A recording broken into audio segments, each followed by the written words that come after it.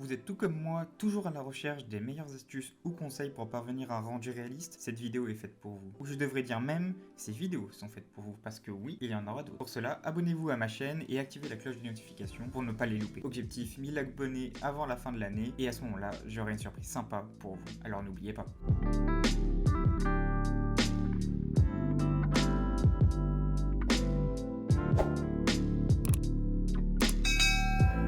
Bonjour à toutes et à tous, c'est Kylian. Aujourd'hui, nouvelle vidéo où je vais vous présenter 5 astuces conseils pour réaliser un meilleur rendu réaliste sur Desync Render. Bien évidemment, ces astuces sont universelles et donc pas uniques à Desync Render. Elles sont donc adaptées pour tous les logiciels de rendu que vous pouvez utiliser chez vous.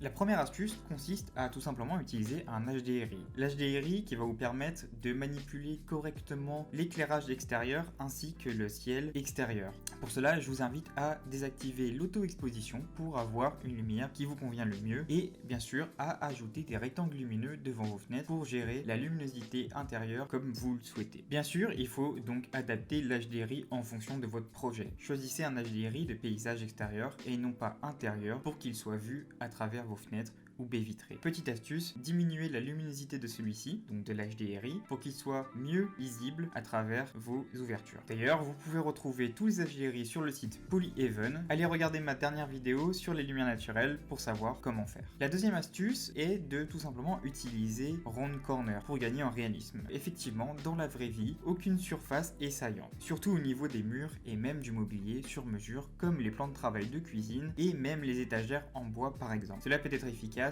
aussi au niveau des arrondis des tapis vu qu'ils sont très souvent pour la plupart en tissu. La troisième astuce, c'est d'agrémenter vos 3D en utilisant des accessoires proposés par Desync Render Assets. Ils sont de meilleure qualité et permettent de ne pas alourdir vos maquettes 3D sur SketchUp ou alors sur 3ds Max. Je pense notamment aux livres, accessoires de cuisine et salle de bain comme les produits de beauté ou encore les machines type mixeur ou grille-pain par exemple. Pour les plus déterminés d'entre vous, vous pouvez même ajouter tous vos appareillages électriques comme les prises et interrupteurs et cela va de même pour l'éclairage tels que les spots et les suspensions. Petit conseil personnel, ne pas trop mettre d'objets pour un rendu plus harmonieux et ainsi plus neutre. Utilisez l'outil Bloom pour donner des effets de brillance lumineuse. Si vous regardez une source lumineuse dans la vraie vie, vous êtes toujours aveuglé par celle-ci. Donc le but est de recréer partiellement cet effet dans vos 3D. Attention à ne pas trop abuser là-dessus car cela risque de diminuer la lisibilité de votre image par la suite. Et enfin, dernier conseil, la composition de l'image. Attention à bien utiliser un FOV, donc le Field of View, et le mettre entre 35 et 60. Au-delà, le champ de vision est irréel et fausse votre 3D. Ne pas hésiter à utiliser le Clipping Plane pour couper vos maquettes et ainsi avoir accès à un meilleur champ de vision. Activez le One Point Perspective pour avoir un rendu droit si jamais vous le voulez. Et ensuite, la dernière astuce, n'hésitez pas à mettre une résolution de 4K pour vos rendus. Le logiciel Desync Render est assez rapide, donc je pense que vous pouvez vous permettre d'utiliser le rendu 4K. Sinon, utilisez le 3K qui est tout aussi bien et tout aussi rapide. En dessous de cela, les rendus seront assez flous et vous permettront pas d'avoir des détails saillants. J'espère que cette vidéo vous a plu. Si vous avez d'autres conseils ou astuces, mettez-les en commentaire